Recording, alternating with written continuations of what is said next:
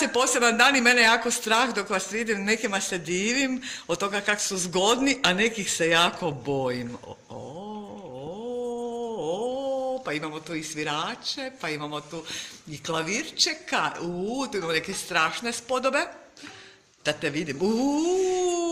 Znači, kao što je već svima jasno, danas je pašnik. To jest, danas je 5. ožujak 2019. godine, maškare ili fašnik. Ljudi, haj! Haj!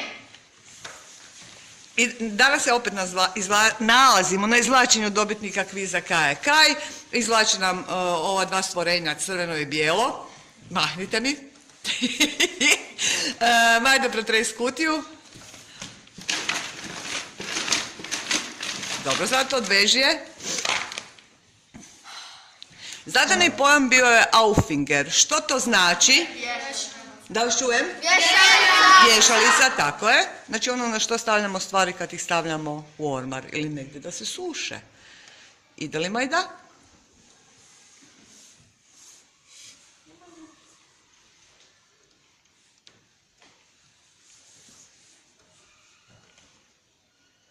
Maskirana djeca teže izvlače nego ona koja nisu maskirana, to je teže. Jel ide? Emi, nema škare sa sobom, jel da? Daj probaj strgati nekako, rukama, ako ti ide. Imaš, odi onda, Emi.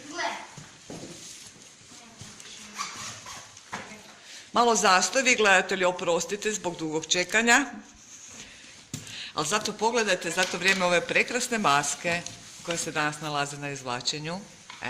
Pa niste bez veze trošili vrijeme. Majde, molim te, promiješaj. Opa, ima toga. Znači, pročitaš mi rješenje, razred dobitnika. Pa da čujemo. A ti za to vrijeme sviraj, Ema. Vješalica 6. Ivana Crevac.